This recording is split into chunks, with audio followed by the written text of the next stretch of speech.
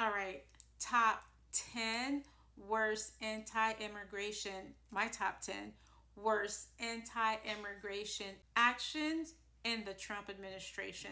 Number one, the end of birthright citizenship. So, on day one of Trump's administration, he signed an executive order stating that children that are born of mothers who are here in the United States, either undocumented or here on a visitor's visa, if their father isn't a permanent resident or a United States citizen, then that child born here will not be a U.S. citizen. So thankfully, we have a constitution, and currently, this executive order is in the courts.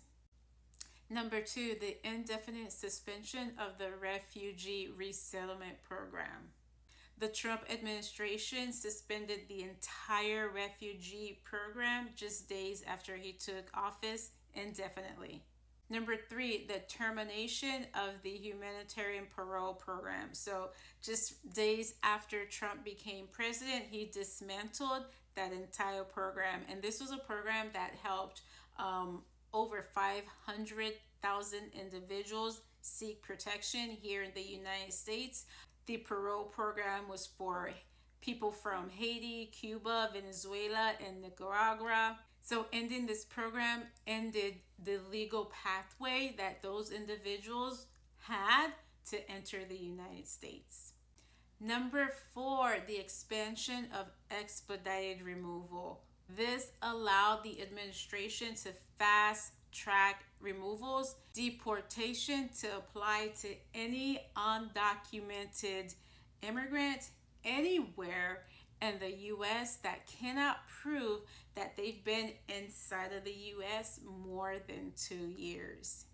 This is also a backdoor way of taking away due process. Number five, the Remain in Mexico program. So the administration immediately reinstated this program. This program requires asylees, people who are applying for asylum, to remain in Mexico while their United States asylum case is going on.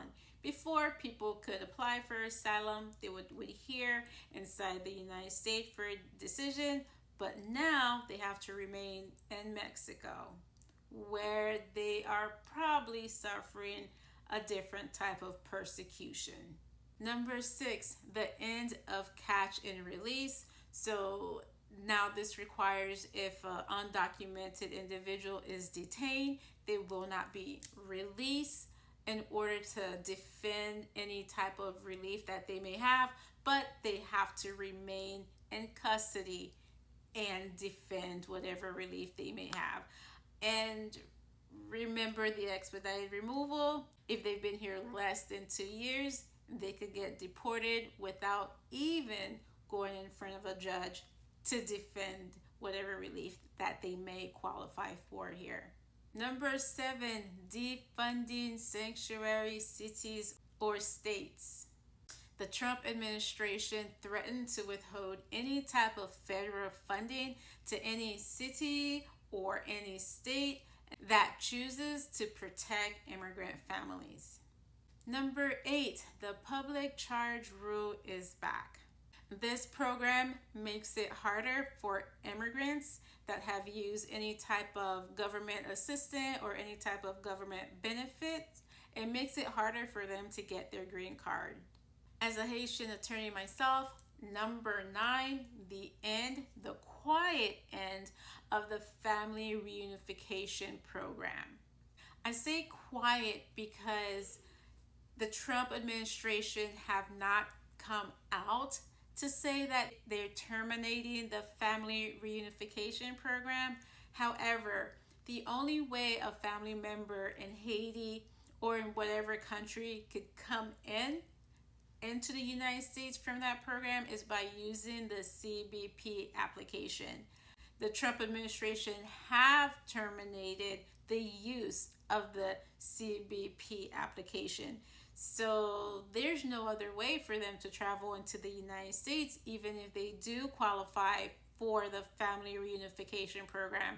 And this is why I say the quiet end of it, because it's just quietly going away. And number 10, which is the number one anti immigration policy from the Trump first 100 days administration, is the mass deportation policy. At first, the Trump administration promised that deportation would only focus on people with criminal convictions or people with deportation orders, but that is not what we've been seeing.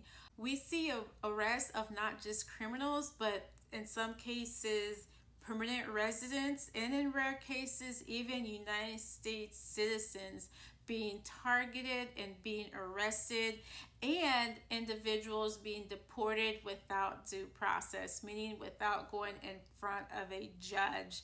We see that these deportations, they are not just for criminals, but the purpose, again, my opinion, of these deportation is to spread fear, widespread fear among families, because these deportations are tearing families apart, communities, and the nation.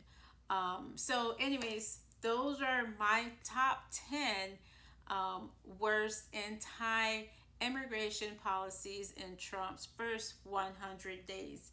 There are more. There are a lot more. Share some of your policies that you think is absolutely terrible. Anything that hit home, share it with us. We'd like to read. Berlinde Adolphe from Adolphe Law Group. You have questions about immigration law, maybe even personal injury? Ask and I'll answer. Ciao.